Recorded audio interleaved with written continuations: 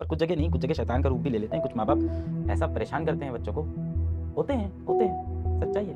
नहीं अच्छे होते कुछ माँ बाप, नहीं समझ में आता उनको कैसे बिहेव करना है। बच्चे को जानवर की तरह, पेट की तरह ट्रीट करते हैं कि अब खाना दिया है, अब तुम हिला, कोचिंग में एडमिशन कराया, अब आईटी निकाल के दिखा। कैसे नहीं निकलेगा आईटी तेरा? अरे क्यों नहीं निकलेगा? सबका निकलता है जो पढ़ता है। पेरेंट्स, भाई कौन होते हैं पेरेंट्स? आप उस पेरेंट्स से पूछिए जिसने पूरे साल मेहनत की कमाई करके बच्चे को 1.5 लाख 2-2 लाख रुपए की फीस में पढ़ाया है। क्या उस पेरेंट्स की एक्सपेक्टेशन नहीं होगी कि यार 1 साल हो गया, अब मेरे बच्चे का रिजल्ट आ रहा है? एक्सपेक्टेशन, यार वो भी इंसान है भाई, पेरेंट्स भी इंसान है, उनकी एक्सपेक्टेशन होना लाजमी है। और मैं तो पूछता हूं, पेरेंट्स की एक्सपेक्टेशन बनाई किसने? ये बड़े बड़े जायंट्स हैं, इन्होंने जगह जगह पे होर्डिंग्स लगा देते हैं, rank 1, rank 2, rank 3, glorifying this IITs, NITs, JEE mains, IITians, doctors, इनकी लाइफ को ग्लोरीफाई कर रहे हैं। जब लाइफ को ग्लोरीफाई करेंगे तो पेरेंट क्या चाहता है? हर पेरेंट अपने बच्चे के लिए बेस्ट चाहता है, यही चाहता है ना हर पेरेंट। तो पहले तो आप ग्लोरीफाई कर दे रहे हो, this is not the way. यहां पे मैं एग्री नहीं करता हूं। वो फिर पेरेंट्स को आके ये बताना कि हर बच्चा डॉक्टर नहीं बन सकता, हर बच्चा इंजीनियर नहीं बन सकता, अरे ठीक है एग्री, नहीं बन सकता भाई। लेकिन जब वही पेरेंट्स अपने बच्चे को एडमिशन के लिए बड़े बड़े कोचिंगों में लेके आता है, तब ये पेरेंट्स उन कोचिंग वालों के लिए भगवान बन जाते हैं। तो अगर सही है तो सही रहिए और गलत है तो गलत रहिए, एक तरफ बोलिए, दो तरफ से काम नहीं चलेगा। जय हिंद बच्चों। यूजुअली मैं इस तरह के टॉपिक्स पे बहुत कम बोला करता हूं, क्योंकि मतलब मुझे नहीं लगता कि बहुत ज्यादा एक मैच्योर बच्चे को बहुत ज्यादा समझा के बता के बहुत ज्यादा कुछ निकलने वाला है। क्योंकि at the end of the day मेरा ये मानना है कि पेरेंट्स से बढ़कर मतलब बच्चों की लाइफ में कोई बड़ा रोल प्ले नहीं कर सकता, और पेरेंट्स से ज्यादा अपने बच्चों को कोई नहीं जानता। चाहे कोई बोले कुछ पेरेंट्स, चाहे कोई बोले हजारों पेरेंट्स, मैं बोलूंगा सब पेरेंट्स। नंबर एक चीज, रिसेंटली आप सभी लोगों को पता होगा कि जेईई मेन का रिजल्ट अनाउंस हुआ। जेईई मेन का रिजल्ट अनाउंस होते ही काफी सारे टीचरों ने अपने अपने तरह से बच्चों को मोटिवेट किया, जिसको मोटिवेट किया, कंसोल किया, जिसको मैं काफी हद तक सही ठहराता हूं। ठीक है, बिल्कुल करना चाहिए, हम सभी को करना चाहिए, है ना। कहीं ना कहीं मैं सभी एस्पिरेंट्स जो बच्चे सक्सेसफुल हुए हैं जेईई मेंस में, उन सभी को मेरी तरफ से और मेरी पूरी फैमिली की तरफ से, मेरी पूरी टीम की तरफ से कांग्रेचुलेशंस। और जो बच्चे सक्सेसफुल नहीं हो पाए हैं, मैं उनको ये नहीं बोलूंगा कि मेरी लाइफ में क्या हुआ, मेरी लाइफ में क्या ट्रेजेडीज हुई, मैं आपको सीधा बताऊंगा, साफ बताऊंगा। ठीक है, क्या आपके लिए बढ़िया है, आप उस पर काम कीजिए। If you are not able to make it, analyse कीजिए कि आपने पिछले 1 साल में क्या नहीं किया। क्या आपने टेस्ट कम लगाए? क्या आपने मॉक्स कम लगाए? क्या आप क्लासेस में रेगुलर नहीं थे? आपका कौन सा सब्जेक्ट वीक रह गया? फिजिक्स वीक रह गया, केमिस्ट्री वीक रह गया, मैथ्स वीक रह गया, आपने इजी क्वेश्चंस रह गए आपके, कोई टफ क्वेश्चन पे आप टैकल नहीं कर पाए, न्यूमेरिकल को आप स्टार्ट कर पा रहे थे, फिनिश नहीं कर पाए। मतलब या तो आपने स्टार्टिंग में ही आपको कंसेप्ट समझ नहीं आया। तो बेसिकली लॉजिकल एस्पेक्ट से बात कीजिए। यहां मेरी लाइफ में क्या हुआ है, मैं आपके साथ कितना इमोशनली अटैच हो पाऊंगा, वो आपको सिर्फ कुछ सेकंड तक का सपोर्ट देगा बच्चों। मुश्किल से मुश्किल वो आपको 1 दिन तक का मॉरल सपोर्ट देगा। व्हाट अबाउट आफ्टर 1 वीक, है ना। तो कहीं ना कहीं हमें देखना पड़ेगा कि हम फेल क्यों हुए। इस बात पे नहीं कि आज आपको, ठीक है, आपको डॉक्टर नहीं बनना था, आपने नीट की कोचिंग ले ली, आपको इंजीनियर नहीं बनना था, आपने जेईई मेंस की कोचिंग ले ली, अब now you are switching your path. ऐसा तो आप हर जगह आसान रास्ता ढूंढोगे, कल को आप कहीं और जाओगे, आप वहां सक्सेसफुल नहीं होंगे, फिर आप दूसरा रास्ता ढूंढेंगे। This is not the way, this is not the way. आप इस तरह से चीजों को नहीं ले सकते, टेकन फॉर ग्रांटेड नहीं ले सकते। मैं बिल्कुल एग्री करता हूं टीचर्स का, जिन्होंने बोला कि हमें 2 साल लग के मेहनत करनी पड़ेगी। बिल्कुल करनी पड़ेगी आपको लग के मेहनत, बिल्कुल। देखिए यहां पर हम किसी को, कोई टीचर किसी को क्रिटिसाइज नहीं करता है। हर एक टीचर बच्चों को पढ़ाने के लिए है, बच्चों के वेल विशर के लिए है। बट सारी बातों को एग्री कर जाना, किसी की हर एक बात से एग्री कर जाना, यहां मेरे को लगता है बात गलत है। पेरेंट्स, भाई कौन होते हैं पेरेंट्स? आप उस पेरेंट्स से पूछिए जिसने पूरे साल मेहनत की कमाई करके बच्चे को 1.5 लाख 2-2 लाख रुपए की फीस में पढ़ाया है।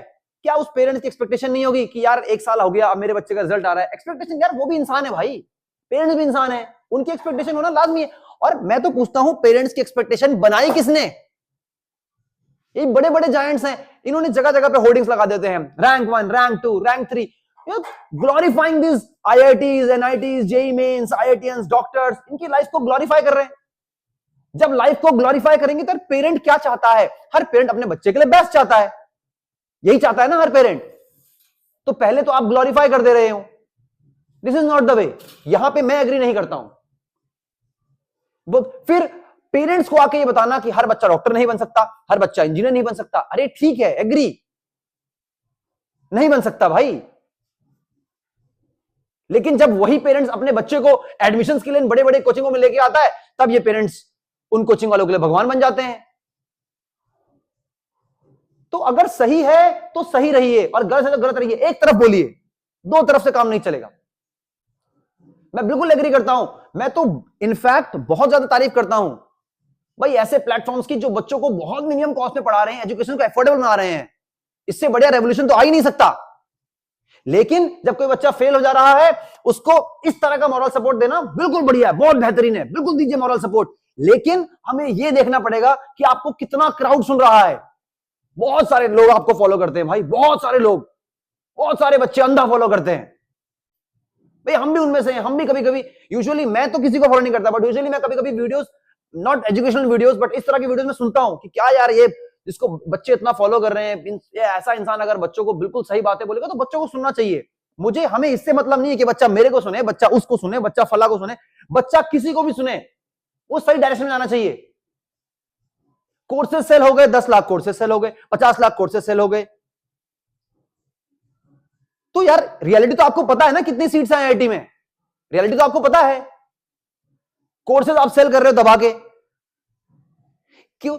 कभी ऐसा नहीं होता क्या क्या कि ठीक है यार, मॉक हुआ होगा, आपने बताया होगा, बहुत सारे बच्चों ने आपसे शेयर भी किया होगा, बहुत सारे बच्चे शेयर भी करते हैं कि यार मेरा इंटरेस्ट इंजीनियरिंग में नहीं है। तो कितने बच्चे जब शेयर कर रहे हैं कि मेरा इंटरेस्ट इंजीनियरिंग में नहीं है, तो कितने ऐसे बड़े बड़े जायंट्स हैं जो उनके पेरेंट्स को फॉलो बैक करते हैं, उनसे डिस्कस करते हैं कि आपका बच्चा हमसे ऐसा कह रहा है, आपका बच्चा बहुत ट्रबल में है, आपका बच्चा आईआईटी या डॉक्टर के लिए नहीं बना। कितने लोग ऐसे हैं भाई? बहुत कम लोग ऐसे हैं।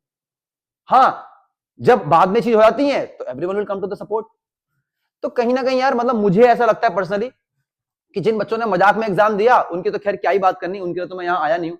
जिन बच्चों ने सीरियसली जेईई मेन का एग्जाम दिया था, प्लीज आप सभी लोग दोबारा से एनालाइज कीजिए अपनी मिस्टेक्स को, क्योंकि at the end of the day आपके पेरेंट्स ही आपके साथ खड़े हैं और कोई नहीं खड़ा है। मैं भी आज एक वीडियो बनाऊंगा, सामने से हट जाऊंगा, आप 4 मिनट वीडियो देखोगे, पंप अप हो जाओगे। आपके साथ में कौन खड़ा है? आपके पेरेंट्स, चाहे वो कितने भी अच्छे हैं, कितने ही बुरे हों, वो आपके लिए ही हैं और वो ही आपके साथ खड़े रहेंगे एंड तक।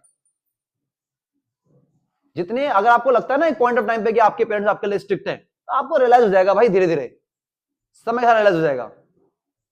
We all are from defence background, और हमारे पापा लोग कितने स्ट्रिक्ट होते हैं ये हम सबको पता है। लेकिन आज हमें देखने को मिल रहा है कि यार वही स्ट्रिक्टनेस हमें पे ऑफ कर रही है।